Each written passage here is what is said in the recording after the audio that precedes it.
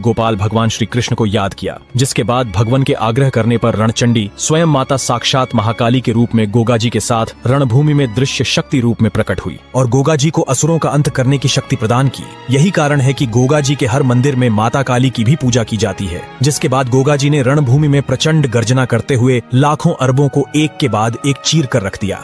कहा जाता है कि गुरु गोरखनाथ से मिली योग सिद्धियों के कारण गोगाजी एक ही समय पर रणभूमि में अनेकों जगह एक साथ युद्ध करते दिखाई पड़े। अब बादशाह को समझ आ चुका था कि उसका अंत निकट आ चुका है। बादशाह गोगाजी के चरणों में गिर पड़ा और दया की भीख मांगने लगा। तब परम गौ भक्त गोगाजी ने कहा, मैं तुम्हें माफ तो कर देता, किंतु तुम्हारा अपराध क्षमा योग्य नहीं है। जिसके बाद वीर गोगाजी महाराज ने अपनी तलवार के एक ही वार से उस दुष्ट गौहत्यारे का सर धड़ से अलग कर डाला और गौ माता को आजाद करवा गोगाजी अपनी बूढ़ी मौसी के पास आ पहुंचे और उन्हें अपने साथ वापस लौट चलने के लिए कहा। मौसी ने बताया कि उसकी दूसरी मौसी का थोड़े समय पहले ही स्वर्गवास हो गया है और मैं इतना लंबा सफर तय करने में असमर्थ हूँ, अतः मैं अपना अंतिम समय यहीं व्यतीत करना चाहती हूँ। जिसके बाद मौसी को प्रणाम कर गोगाजी ने ददरेवा वापसी के लिए प्रस्थान लिया। ददरेवा लौटते समय गोगाजी महाराज विधि के विधान के अनुसार मार्ग भटक गए और तंदूल नगरी में आ पहुंचे।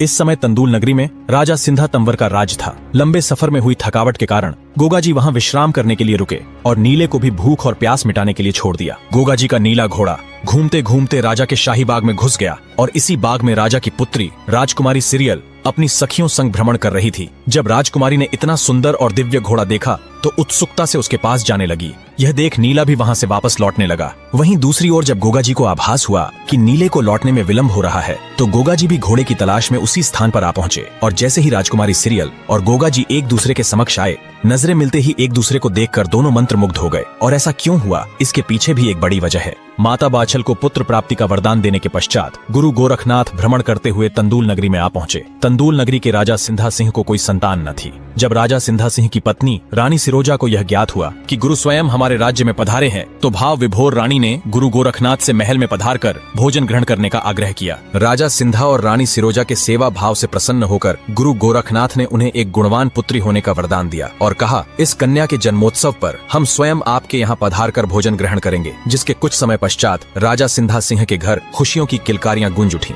और माता सीरियल के जन्मोत्सव पर दिए वचन अनुसार गुरु गोरखनाथ भोजन ग्रहण करने पधारे तो गुरु ने भविष्यवाणी करते हुए राजा और रानी से कहा, इस कन्या का विवाह बागड़ देश के ददरेवा नगरी के राजा वीर गोगाजी चौहान से होगा। गुरु मुख से निकले शब्दों से राजा सिंधा के स्वाभिमान को आघात हुआ, क्योंकि तंदूल राज्य का चौहानों के साथ वर्षों से संघर्ष चला आ रहा था। राजा सिंधा सिंह चौहान राजवंश को अपना शत्रु मानते थे। राजा की गुरु के विपक्ष में कुछ बोलने की हिम्मत ना हो सकी, किंतु राजा सिंधा ने मन ही मन यह तय कर लिया कि चाहे कुछ भी हो, राजकुमारी सिरियल का विवाह चौहान राजवंश में